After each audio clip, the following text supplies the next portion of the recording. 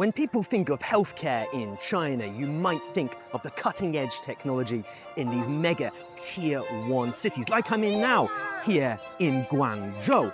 However, the reality is that cutting-edge technology is all around China, right here in the warm southern climate of Guangzhou, all the way to 4,000 kilometers away in the freezing northwest region of Xinjiang, China.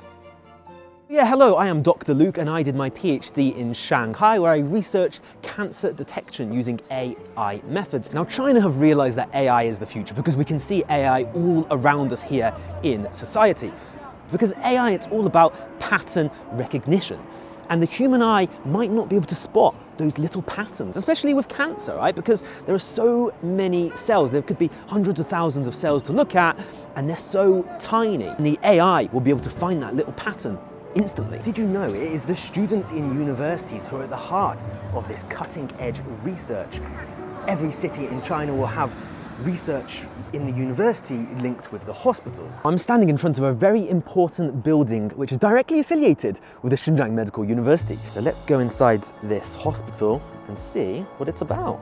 And we can just see how big this place is, right? This is a floor map of the hospital, 16 floors, and that's because this place covers all types of cancer. Okay, we have brain cancer, we have pancreatic cancer, we have breast cancer, all different ones. And look, you can see here, there is a teaching and scientific research office and also a clinical lab. And that is because the students of the Xinjiang Medical University will be working directly with the doctors here. Whereas here we are 4,000 kilometers away in Guangzhou, and the healthcare is just as affordable and efficient as it is up in Xinjiang. You see, in Xinjiang, it might not be as rich as these Tier 1 cities. However, everyone is able to afford the healthcare. If you're in some poor region, maybe you're not earning enough salary, well, the government actually give many subsidies for these people, so they're all able to afford the healthcare. And many people often cite the UK, my country, as a great healthcare system, the National Healthcare Service. And so even though the healthcare service in the UK is free, it's not really, because it wastes a lot of time. So my stepfather, very healthy guy, but suddenly he was not able to walk. He had extreme pain and discomfort in his lower back.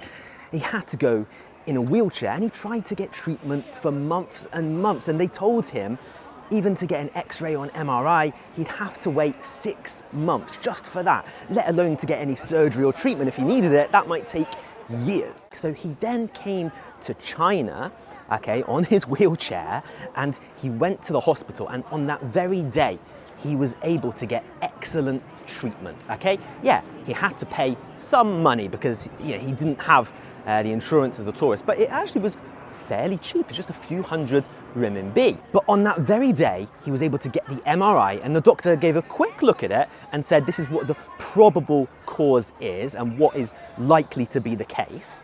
And then just a couple of days after that, he was to get the exact diagnosis and what to do. And also, we're doing remote surgeries and operations. So those doctors in Beijing, Shanghai, they're performing operations remotely for people who might be in Xinjiang. And that's why I think AI will be at the forefront of the pharmaceutical industry and healthcare in general. And that's what China are doing. They are implementing AI.